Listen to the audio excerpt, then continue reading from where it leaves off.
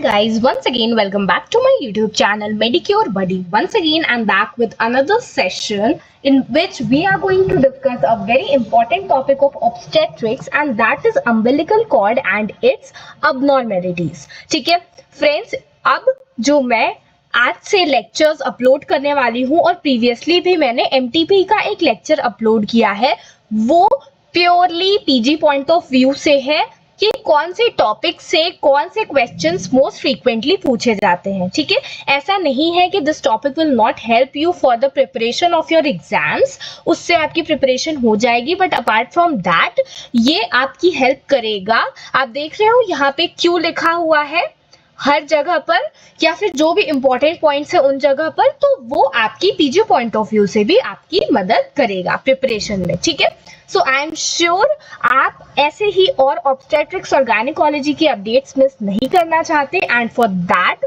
All you need to do is subscribe to Medicure Buddy, hit the bell icon and we are good to गो।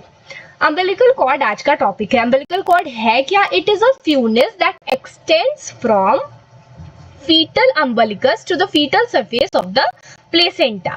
ठीक है, तो ये umbilicus से attach होता है बच्चे के अम्बिलिकस से, और ये फीटल सरफेस ऑफ प्लेसेंटा तक आता है, या फिर जिसको हम कोरियोनिक प्लेट भी कहते हैं।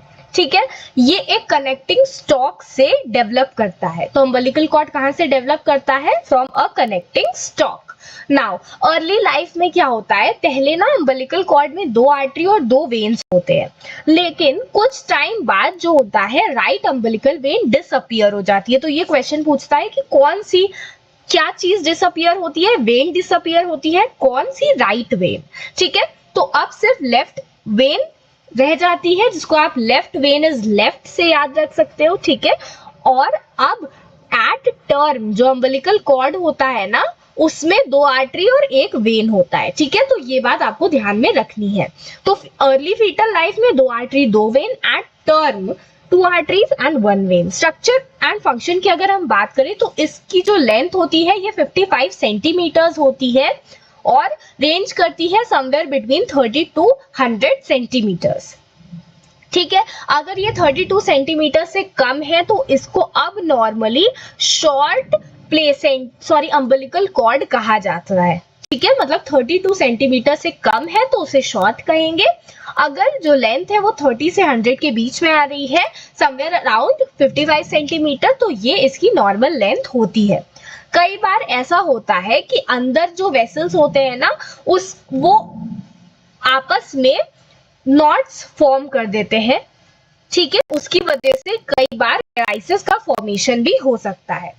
जो 2 आर्टरी होती है, आर्टरीज का जो डायमीटर होता है that is smaller than the veins. ये बात आपको ध्यान में रखनी है। ठीक है, when fixed in their normally distended state the umbilical arteries exhibit transverse intimal folds of Hoboken across their lumen. ठीक है, तो वो जो आर्टरीज होती है ना, उसके अंदर ट्रांसवर्स फोल्ड्स बने रहते हैं, और उन फोल्ड्स का क्या नाम है?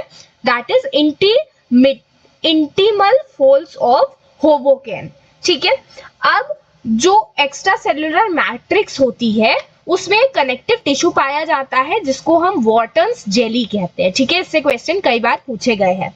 एनाटॉमिकली ये क्या है? इसको हम एक फीटल मेम्ब्रेन का नाम देते हैं। Anatomically umbilical cord is a fetal membrane, और जो बच्चा है ना उसको ऑक्सीजन की सप्लाई इसी से होती है, और वो कैसे होती है? 5 ml पर kg मिनट। ठीक है, या फिर 105 to 320 ml पर मिनट, ये ऑक्सीजन सप्लाई है और ये ब्लड फ्लो मेंटेन रहता है। अब हम बात करते हैं कि कई बार ऐसा हो सकता है कि अम्बिलिकल कॉर्ड शॉर्ट है, कई बार लॉन्ग हो सकती है। ठीक है, तो शॉर्ट होगी तो उसकी वजह से क्या क्या दिक्कत आएगी? अगर शॉर्ट अम्बिलिकल कॉर्ड है तो उसकी वजह से बच्चे को ऑक्सीजन प्रॉपर नहीं मिलेगा, इंट्रायूट्राइन ग्रोथ रिटार्डेशन हो सकता है। ठीक है, छोटा अम्बिलिकल कॉर्ड होने की वजह से बच्चा मूव नहीं करेगा तो अबनॉर्मल लाई हो सकता है, प्रेजेंटेशन हो सकता है।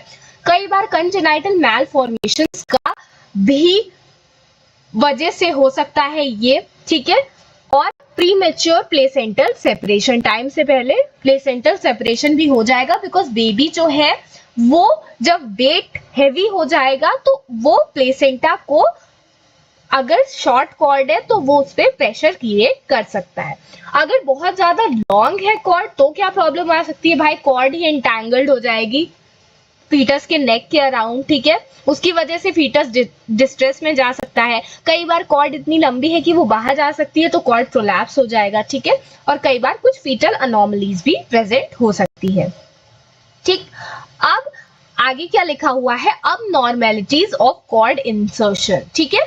4 टाइप की अबनॉर्मेलिटी होती है। सबसे पहले तो आपने ये सबसे इजीली देखा होगा कि ये फॉर्मेट होता है विच इज नॉर्मल, जब अम्बिलिकल कॉर्ड है वो बिल्कुल सेंटर पे अटैच्ड है, ठीक है, तो वो है नॉर्मल। नेक्स्ट है मार्जिनल, ठीक है, तो ये प्लेसेंटा है और ये है इसकी मार्जिन, तो मार्जिन पे अगर अटैच्ड है तो हम उसको मार्जिनल प्लेसेंटा कहते हैं, या फिर we also call it battledore placenta, ठीक है। फर्केट प्लेसेंटा क्या होता है, अगर जो ब्लड वेसल्स है ना, जैसे ये पूरी चीजें इसके अंदर ब्लड वेसल्स आर्टरी वेन सब गए हुए हैं, ठीक है, लेकिन यहाँ पे क्या है, वो सारी चीजें ना ऐसे बाहर आ जा रही है, ठीक है, तो इसने एक नेटवर्क टाइप का बना लिया है ब्लड वेसल का बिफोर रीचिंग द प्लेसेंटा, तो फर्केशन हो गया है, बहुत सारे ब्रांचेस आ गए हैं, that is why this is known as furcate, ठीक है। And last one is velamentous. Velamentous क्या होता है, जो ब्लड वेसल्स है अगर वो एम्नियन पे अटैच्ड है तो हम उसको क्या कहते हैं, we call it velamentous placenta, ठीक है। तो these are the abnormalities of the cord insertion, ठीक है। So friends, this is it about today's session in which we have discussed in brief what is umbilical cord, कैसे इसका formation होता है, उसमें कितने आर्टरी वेन्स होते हैं, इसका स्ट्रक्चर क्या होता है, फंक्शन क्या होता है, एंड इसमें क्या क्या abnormalities आ सकती है, ठीक है।